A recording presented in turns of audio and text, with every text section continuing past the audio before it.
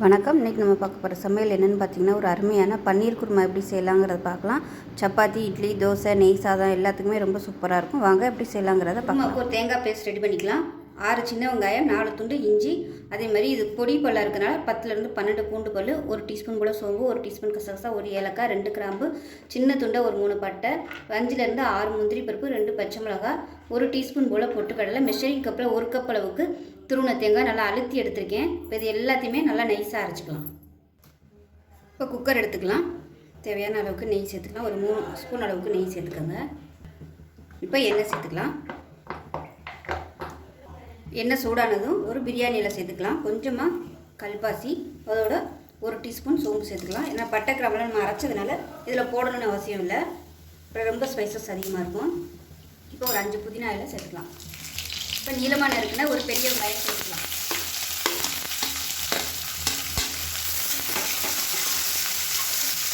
வெங்காயம் வதங்குறதுக்கு கொஞ்சமாக உப்பு சேர்த்துக்கலாம்.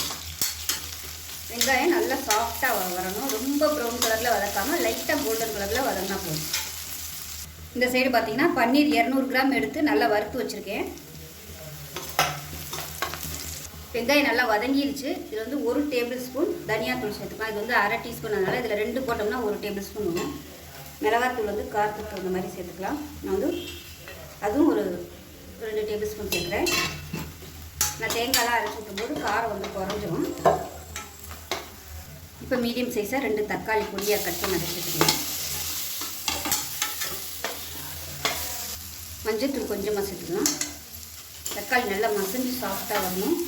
தேவைப்பட்டால் கொஞ்சமாக தண்ணி ஊற்றிக்கோங்க, அடி பிடிக்காமல் இருக்கிறது. இஞ்சி பூண்டெல்லாம் நம்ம தேங்காயோட அரைச்சதுனால இப்போ இதில் போடணும்னு அவசியம் இல்லை.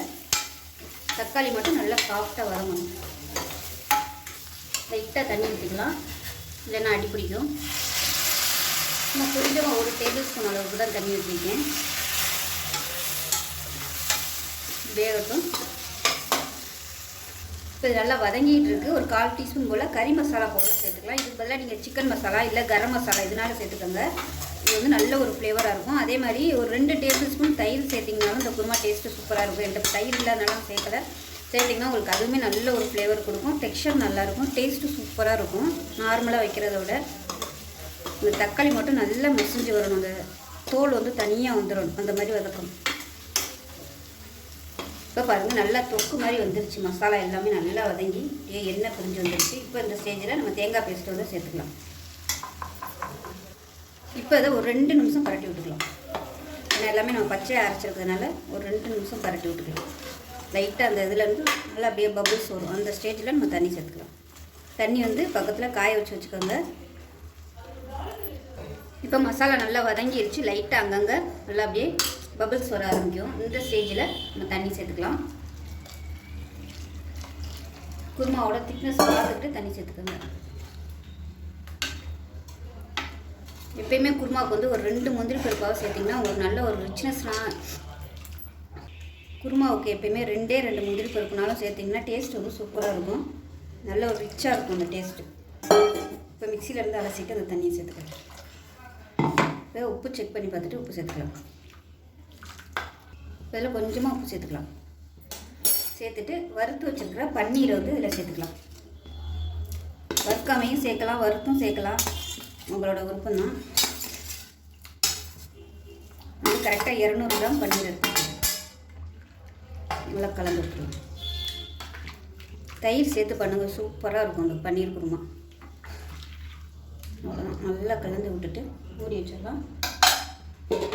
மூடி வச்சுட்டு நல்லா ஒரு 2 விசில் விட்டுட்டு ஸ்டீம் போனதுக்கப்புறம் பார்க்கலாம். இப்போ குருமா எப்படி இருக்குன்னு பார்க்கலாம். பாருங்கள், பார்க்கையிலே நல்லா எவ்வளோ சூப்பராக இருக்குன்னு. நல்ல வாசனையாக இருக்குது, அருமையாக இருக்கும் இந்த குருமா. ஸோ கண்டிப்பாக ஒரு தடவை இது மாதிரியே செஞ்சு பாருங்கள். தயிர் இருந்துச்சுன்னா தக்காளி வதக்கையில் ஒரு 2 டேபிள் ஸ்பூன் தயிர் சேர்த்து பண்ணுங்கள், இன்னும் சூப்பராக இருக்கும் டேஸ்ட்டு. அவ்வளோதான், அருமையான பன்னீர் குருமா ரெடி ஆயிடுச்சு. மேலாப்பில் கொத்தமல்லி எல்லாம் சேர்த்துக்கலாம். எப்பயுமே குருமாவுக்கு வந்து புதினா கொஞ்சம் சேர்த்துக்கோங்க, டேஸ்ட் நல்லாயிருக்கும். அந்த மசாலாலாம் சேர்க்கும்போது புதினா சேர்த்திங்கன்னா நல்லாயிருக்கும்.